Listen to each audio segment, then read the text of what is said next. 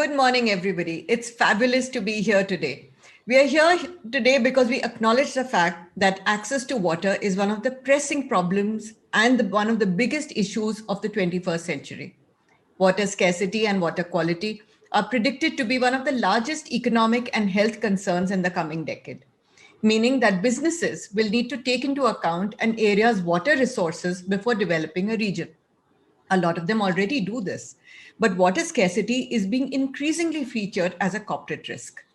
This risk needs to be addressed for all water intensive companies. This is a major worry for industries belonging to sectors like steel, thermal power plants, chemicals, textiles, cement, and manufacturing, which basically means pretty much everything, and agriculture. So businesses need to actually account for these risks. They need to look at this in a very, very careful manner.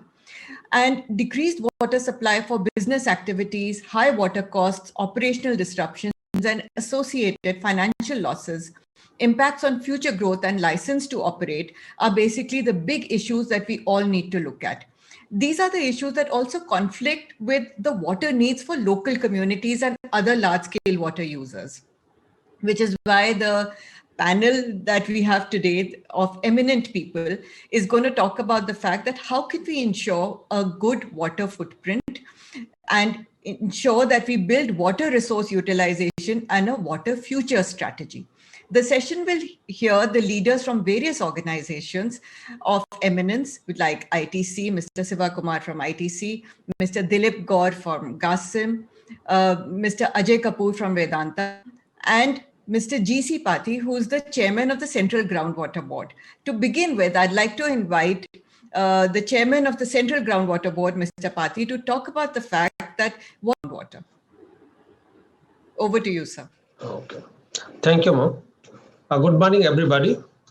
Actually, we must, everybody, we are all unanimous that water is vital for growth of our economy, and it underpins all the social and economic development, and is very critical also for the ecology, which by and large is forgotten. So before we proceed to ensure our water future and water footprint, etc., let's have what we have. Let's have an account. We have only about 4% of the world's freshwater renewable resources. With that, we have to cater to about 17% of the population of the world. Of course, with this 4%, we have around 4,000 billion cubic meter of water every year from rainfall, precipitation, and snowfall, etc. But out of that, the utilizable water resource is only about 1122. Surface water is 690, and groundwater is 432. With growing population, increase in demand of water for agriculture, increase for the demand for a larger production in industries, and more demand for drinking and commercial sectors, it is gradually creating crisis in various parts of the country. So we have already heard that there are conflicts for water, there are international conflicts, we have conflicts between the states, and also now among the sectors, the farm community and the industries. So water quality has deteriorated, as already Namrata Ma'am has already said, that the water quality has deteriorated significantly. Pollution is increasing in major rivers. Most stretches of our rivers are polluted. And the most ironical paradox, industrial big buses are here. 80% of our wastewater is being discharged into the environment without adequate treatment. That is the greatest problem which we are facing today. And if you consider about the water availability, the water scenario, when we got independence, we were having about 5,200 nearly cubic meter per capita water availability. But now it has reduced to about 1,500 cubic meters per capita per annum. And it may further reduce, and with the business as usual, we may go to water scarcity. Already we have entered into the water stressed condition by 2011. Again, if you come to the surface water and groundwater, groundwater is again the most preferred source of water. We all know because it's available everywhere almost, the ubiquitous nature of its occurrence, and it's more reliable and there is ease of access and operation, and much less. The gestation period is much less for its use. We don't require records to build the structures. And again, the economy and the independence. For all these reasons, groundwater has become the most preferred source. So the again another irony that we top the top 10 groundwater abstracting countries list in the world. Our groundwater withdrawal is the highest in the world, which is around 1/4, 25% of the total global withdrawal. And the groundwater withdrawal is almost, it is more than USA and China taken together, which are at second and third places. Again, as she was telling, that we have to look for the other uses, whether there is a possibility that it can be reduced. So for that, I want to emphasize that 85% of the rural water supply is being made from groundwater, and nearly 50% of the urban water supply also depends on groundwater. And the groundwater accounts for about 62% of the irrigation needs, and it contributes about 9% of our GDP. With this, we now the groundwater resource assessment units, we have about 17% of our resource units are overexploited, and about 5% of the units are critical, in which now Central Groundwater Board or Central Groundwater Authority is not able to provide NOC to newly coming up industries in these areas. That is again creating problem. Of course, this time is short. We cannot go into detail for that. And again, if you see that in the northwestern parts, that is the paradox, that where the overexploitation should not have been there, where the type of crops should not have been grown, has been grown, and now we are having highly overexploited areas, where the overexploitation, the exploitation of groundwater is more than 100%. That is the northwestern part, where we are having rainfall at the about 600 to 700 millimeter per annum. That is Delhi, Haryana, Punjab, Rajasthan, all these things, they are having overexploitation to the highest extent. And again, if you see, as I have already said, the large stretches of our surface water is contaminated. Similarly, groundwater in a large part of our country is having one or more chemical constituents which exceeds the respective limit of their use. We have arsenic, fluoride, salinity problems, iron, nitrate problem, and again, trace metals, pesticides also are there. And of late, now we are getting the threat of uranium contamination in groundwater. That is again another problem which is being posed, for which our freshwaters are dwindling day by day. And as per an estimate by our Ministry of Jal Shakti, previously it was Ministry of Water Resources, that the irrigation requirement may just become 1.5 times of now in 2050, whereas the domestic requirement may just be doubled, but the industrial requirement is likely to be 3 to 5 times. Similarly, the energy requirement will also be 3 to 5 times. So to meet these challenges of increasing demand, innovative technological interventions and judicious utilization patterns need to be developed. So what we can do, if you just see what are the problems we are facing, the challenges, that unequal distribution. As I have said, that we are having about our 50% of our total water resources are restricted to Ganga Brahmaputra. And again, we have only the Himalayan rivers are perennial, others are not. We get rainfall within about 2 to 3 months in a year. So these are the problems. And again, as I have already said, that the decreasing per capita water availability is there. There is over-exploitation of groundwater, and then contamination and degrading of water quality. And the most important factor, which is in our hands and for which probably we can discuss today, is the high water footprint. We have the largest water footprint, both for agriculture and industrial uses in the whole world. We use quite 2 times water for the same produce as China does. So these things are the factors which need to be taken into account if you want to build a water secure future. Thank you. At this point in time, I'd like to just ask Mr. Sivakumar how we can reduce the water footprint of agriculture. You just mentioned that India's water footprint in terms of agriculture and manufacturing is really high. And ITC is one organization where they say that they are water neutral and they have been water positive in many ways for a number of years. I think 18 years, sir, if I remember reading in your sustainability report. So if you would like to talk about how ITC is focusing on reducing its water footprint, what your learnings in this journey have been, and what you would like, how you would like to guide us forward on that. Yeah, thank you, Namrata. I think in addition to a number of statistics that Mr. Pati had pointed out, I just want to add a couple just to supplement. In addition to the challenge that we already talked about, overexploitation in the Northwest, each of the regions have slightly different kind of challenges. In addition to that indiscriminate withdrawal because of different crops being grown, there is in West, for example, in Gujarat and Rajasthan, the groundwater recharge itself is limited because of the arid climate.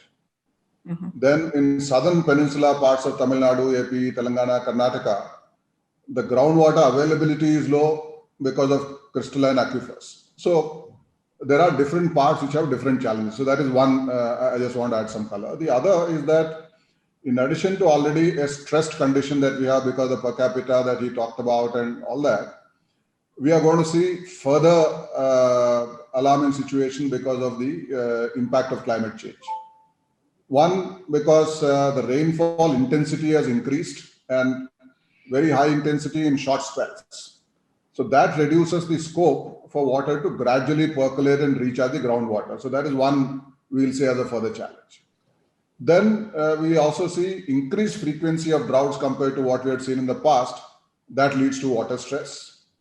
And finally, rise in average temperatures. That also increases the irrigation requirement even in Kharif crops. So I think I just want to paint that because when you're talking about footprint, as a stakeholder which is relying on agricultural raw material for much of our business, taking the finished products of food and personal care to almost every second household in the country, any stress is going to be having a major impact at the consumption and for the consumers as well as the farmers as a business for us in between.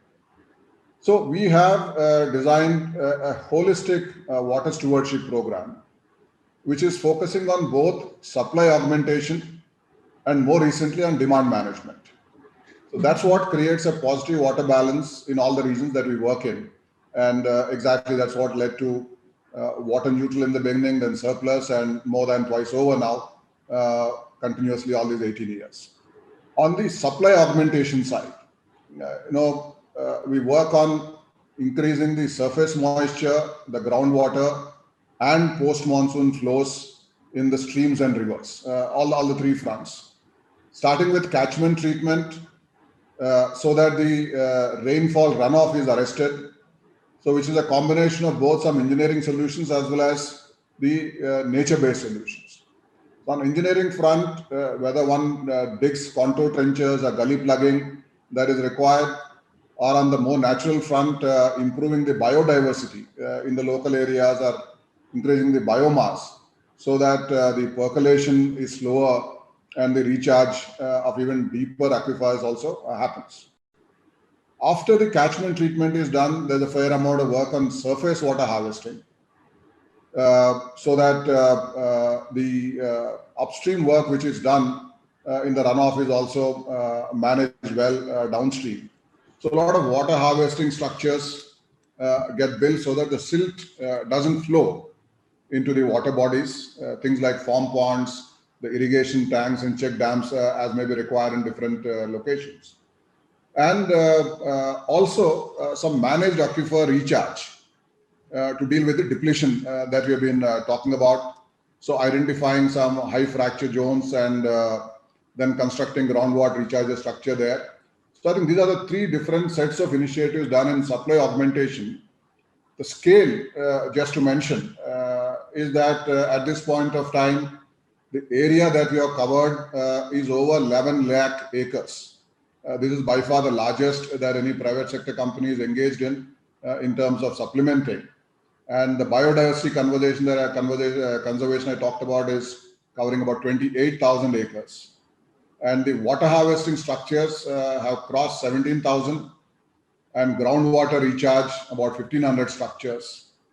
And the water storage capacity with all this that got created is 39 million cubic meters.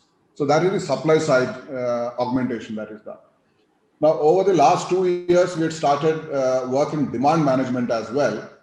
And this is far higher impact than the supply augmentation, the groundwater footprint that Mr. Pati talked about in agriculture, because of all our freshwater resource, 89% goes into agriculture, and therefore this is by far the most significant place where we can save something. So therefore we focus on both optimizing water use practices through the agronomy as well as the micro irrigation. Both angles are very critical. So that, see, one of the challenges is that because the water is literally free of cost, power is free of cost, there is a challenge in convincing the utility to the farmer in changing practice. And therefore, the work which we are doing in partnership with various universities and crop-specific agencies to demonstrate that actually more efficient water use is leading to higher productivity and improving quality, which also means income for the farmers. So that it is beneficial to work on water not only in the long run, but in the very season itself when this kind of work happens.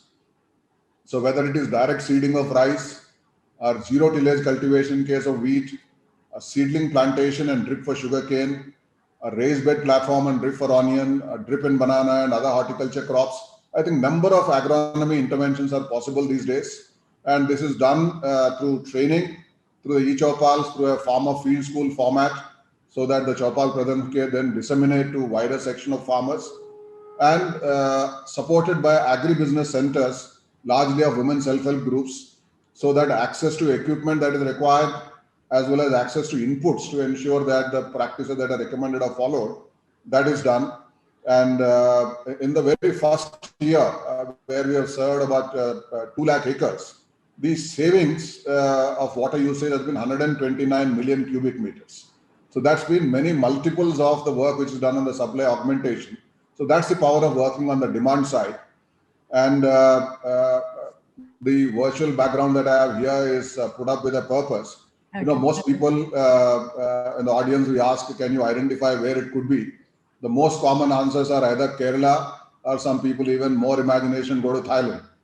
But almost everybody is in disbelief when we say this is in Rajasthan, because of the work which is done on the supply side augmentation and demand in the whole catchment. That is the kind of a transformation that is there. And the work that is done is now across 16 states and 43 districts that we have been doing. And so I think that is the approach that one could take in enlightened self-interest, that all of this can lead to much reduced usage of water, as well as increased harvesting along with appropriate recharge. So it needs to be integrated and holistic. That's been our lesson. As the conversation happens, I can talk about the importance of community-based organizations, partnerships, in addition to the technology solution that I just talked about. Maybe I'll stop here and pass it on to you. Thank you so much, Mr. Sivakumar. That was indeed inspiring. I want to now request Mr. Dilip Gaur to weigh in on how the viscose business of Grasim is increasingly setting industry-leading benchmarks on sustainable business practices with the lowest water consumption. They've been working on this for many years, and the Aditya Birla Group is one organization that has been looking at this on a very long-term and consistent kind of a perspective. Sir, over to you. Thank you, Namrata. And as Mr. Pati said, that the Indian industry has a footprint twice the China or the rest of the world. But I think there's one exception I'll be talking about is viscose industry. But there's one industry where we are the world leaders, and we consume the lowest water consumption per ton of viscose in the world. And that is something which we achieved consciously through what Mr. Sivakumar was saying about the demand side management. And I think what we have done, there are 2 or 3 things. I think we must look at from even the industry perspective, supply side and demand side. Now, the textile is made from possibly cotton, polyester, and viscose. Now, cotton consumes huge amount of water. To make a t-shirt, we require 2.8 tons of water. The water consumption by cotton is 4x rice and 20x wheat. So I think viscose, as it is a very, very viable substitute for cotton. That's why Grasim is focusing big on the viscose. But it does exactly what cotton does, but at a much lower water footprint. So it consumes 1/10 of the water what cotton consumes. And what we have done over and above this is brought this down by more than 50% over the last 4 years. What have we done? There are 3 or 4 things. I think the first and foremost is a simple back to basics 4R: reuse, recycle, reduce, and regenerate. And that has, so we have modified we applied the chemical engineering knowledge to our processes and did reuse of water multiple times for washing, etc. That has brought down the consumption in a big way. Grasim will be the first company in the world to have a zero liquid discharge plant in a viscose industry. One could think it can never happen. And that's where the R&D plays a lot of role. So we customize the technology to recycle the viscose streams. That is something which we are doing at Nagda. The other big thing which you're talking about is the rainwater harvesting. I think something which we have talked about, but this model we did 30, 40 years back. We've invested in a 1 billion cubic feet of reservoir storage. Like, as you know, in a monsoon, all the rainwater, 48% runs off to sea. Only 18% water is effectively utilized. What we have done at Nagda is these huge reservoirs catch the rainwater. And not only does it run the factory, the entire city of Nagda railway is fed from our operation. So that is how I think one is doing that. You meet both the objectives. You can help the society and the industry as well. And going forward, what we are doing is, I think, like everything else, when we wanted to make a zero accidents, you can't retrofit a solution. You need to design a solution. So if you want to have a lower water footprint, you have to design as a part of your project. What we are doing in the new projects, we are designing the projects for lowest water consumption. We are putting up a new expansion project right now as we speak in Gujarat. We are more than doubling the capacity, but the water footprint is going up by 30%.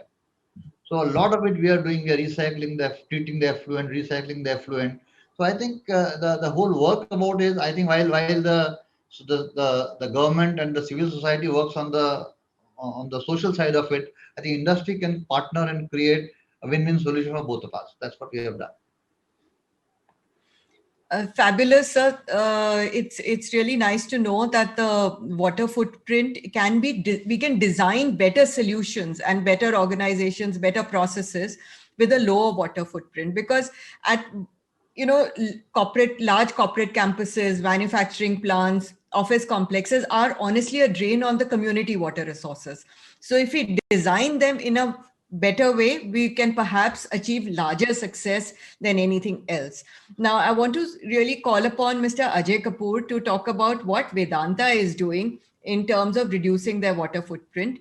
Vedanta, as you know, is a mining organization, and they have a slightly different approach as compared to what Mr. Dilip Gaur talked about, which is in textiles, which Mr. Shiva Kumar spoke about in agriculture.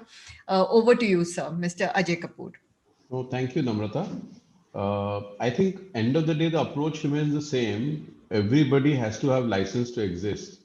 And if you are going to use Vedanta, as you rightly mentioned, we are mining in a metals and mining company. So we end up also making a lot of products, also big on power, which again uses, a lot of energy. And therefore we use nature's resources. It's up to us to make sure that we leave no trace. So I think that's the philosophy with which all big companies operate. And I think earlier colleagues, starting with Mr. Pati, have already laid the right fundamentals. So I think we're no different. We look at water, number one, how the plants are designed, how the manufacturing is designed. For example, our smelters in aluminium, which I directly look after, have over the last 3 years seen 40% optimization of its water use in the operation. So that I think is a direction in which we like to go. As we design our expansion plans, like mentioned already by Mr. Gaur, we also put this as a core to the strategy in the feasibility itself. Design a project where water consumption is the best in the class. Then we run power plants, and the technology which we have used, which is ultra critical, as it is 10% more efficient. On top, we have further optimized additional 13%, which means about 23% better than other power plants over the last couple of years.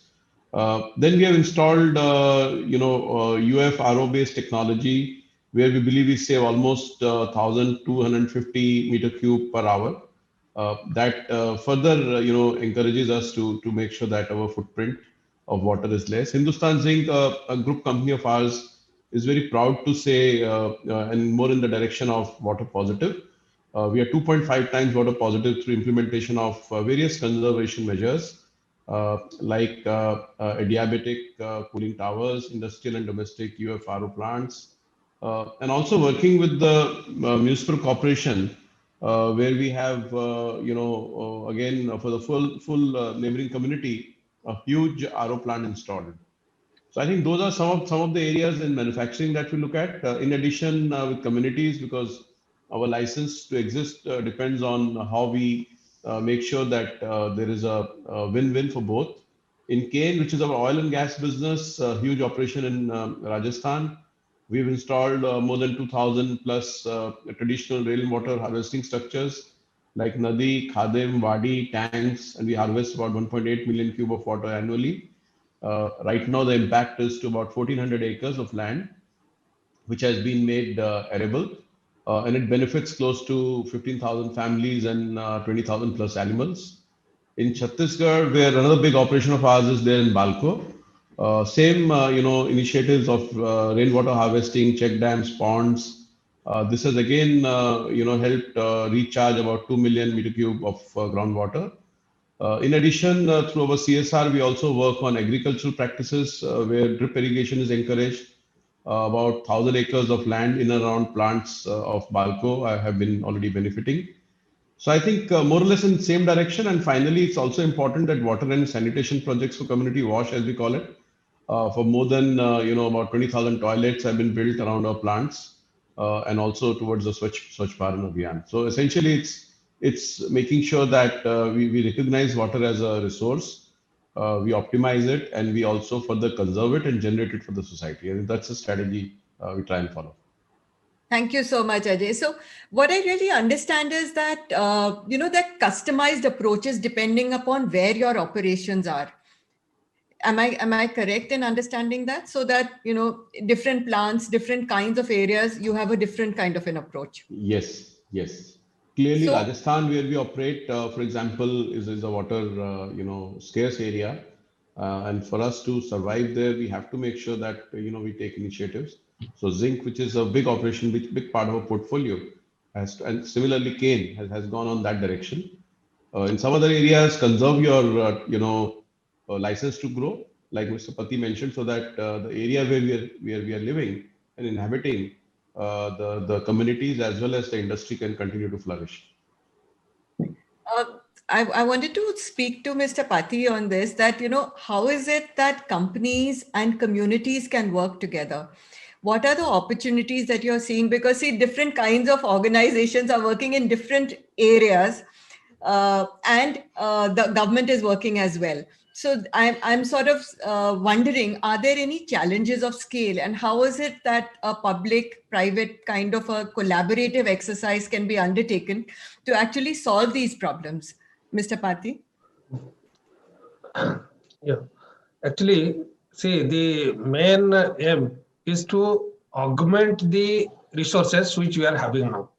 And the other one is to not to pollute. That means we have to reduce the water footprint, as well as we will augment the resource. In augmenting the resource, definitely the partnership between the communities, between the industry, and between the government organization, that will definitely work well. At present, of course, many of the state governments, they have taken up schemes. So many schemes are there, which is again being funded by the National Rural Employment Guarantee Program, that MG Narega, and also the CSR program of many industries. They are also providing for augmentation, as already has been enumerated by our speakers. And again, another point, that recycle, reuse, these are the two important aspects which need to be given importance.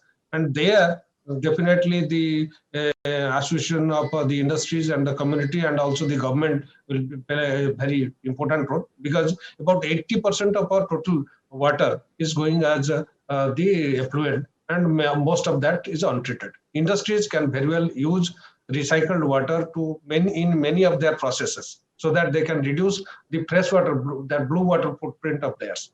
And if they go for the zero liquid discharge, or at least if their effluent discharge is reduced, then the gray water footprint can also be reduced. So similarly, in the agricultural sector, as he is telling that by the CSR, industries are providing means for the farmers to have the micro irrigation. That will definitely reduce the water footprint in the agricultural sector. So these are the combination of things by the communities, the industries, the government, by which we can reduce the water footprint and can augment the resource. Thank you. Thank you, sir. Mr. Sivakumar, would you like to weigh in on this? How the public-private sector can work together to actually scale these water-related issues?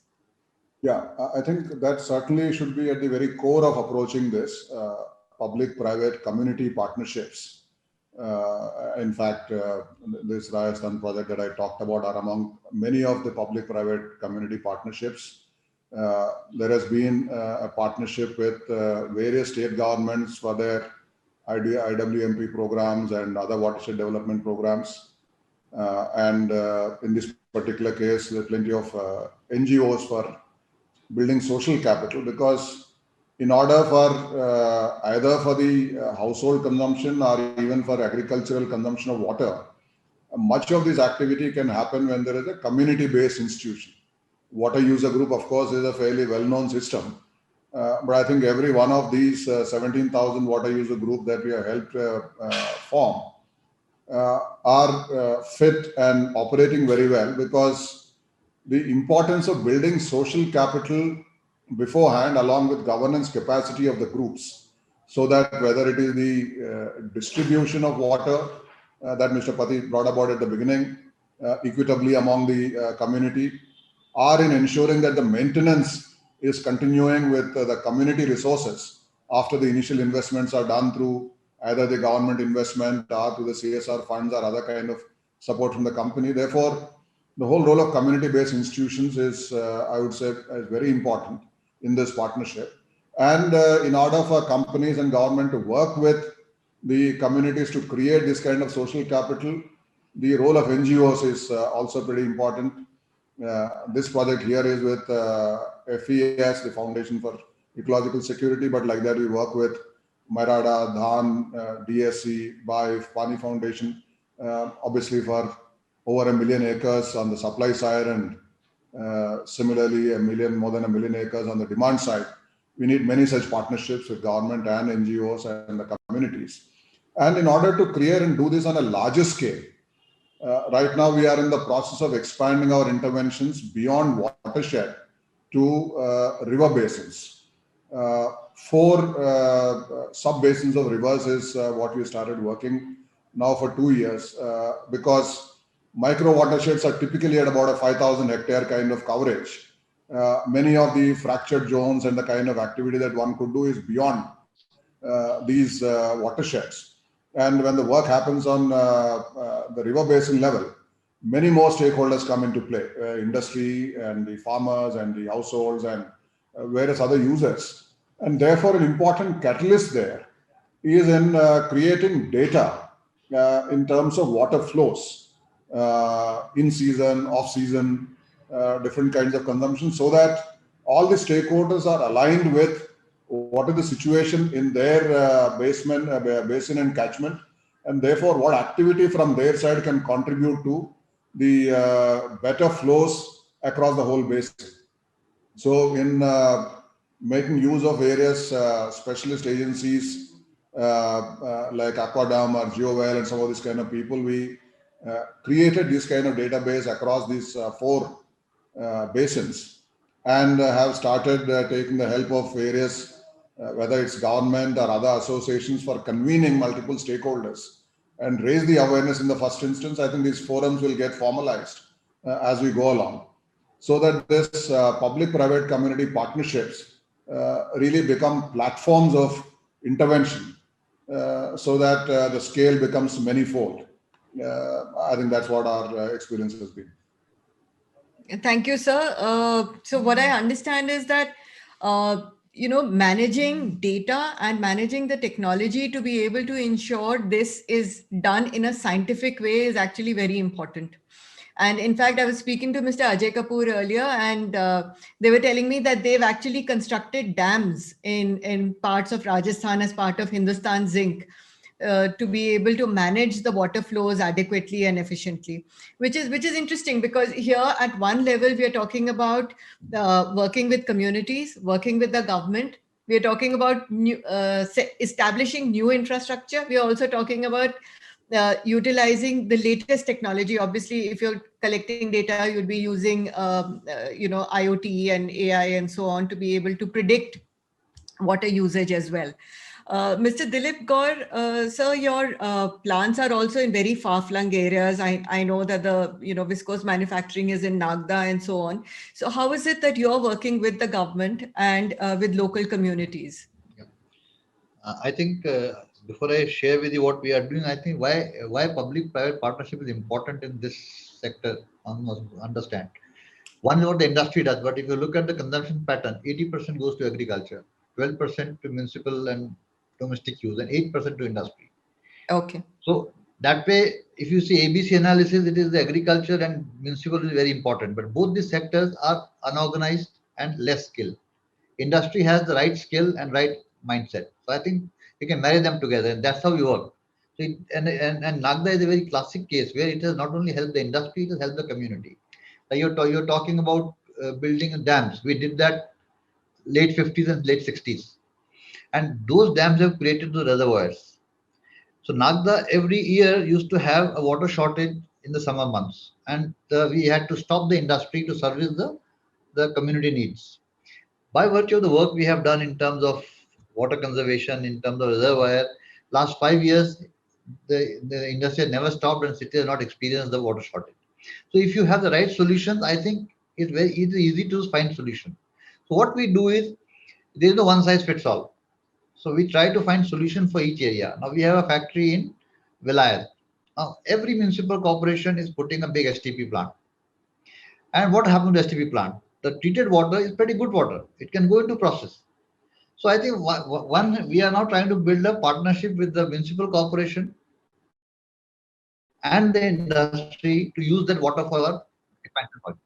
So rather than putting a big desalination plant, which had a huge cost, you can use this water.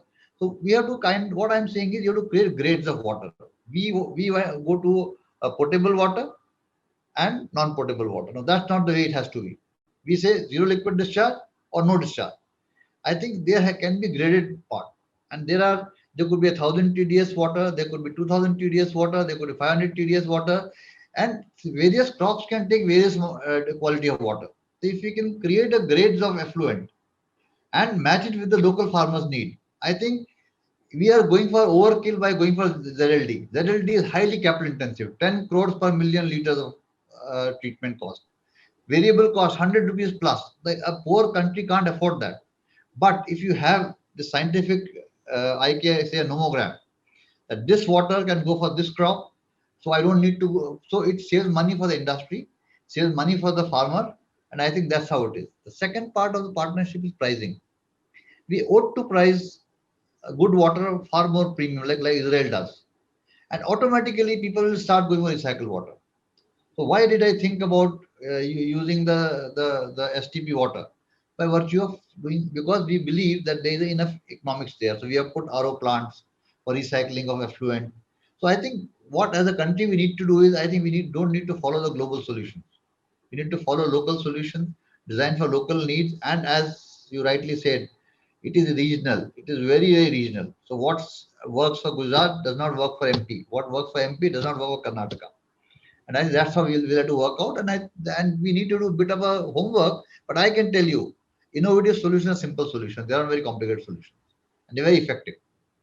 So I have seen in Nagda, 40 days of stoppage was happening for 40 years. It has not happened in the last 5 years. My expansion project, I told you, will generate less effluent than it was generating pre-expansion. Like Mr. Pati said, effluent generation is a very important part of water management. We are not going to the grey water, whatever we call that. That's how it works. And finally, I think as a country, we should go on what kind of crops we must cultivate. The water is scarce. Which area must create what kind of crop, because the water intensity varies from 1 to 100x. And that's what something must look at. So to my mind, that's how we are approaching the problem. We are doing it through our technical interactions, doing through our CSR team. We as a group touch the lives of 7 million people. We have a huge infrastructure of CSR. And that's how we are working with the farmers, advising them on what crop to do, what crop not to do. So it is a seamless transition. It is from industry to society to the government. And that's how we work together. Thank you, Mr. Gaur. So what I've understood is that sustainable water management requires striking a balance between supply and demand, between the next year and decades into the future, and between water quality and water quantity. These are momentous challenges, but they're not unfamiliar to water management specialists and to the organizations that we have on board today.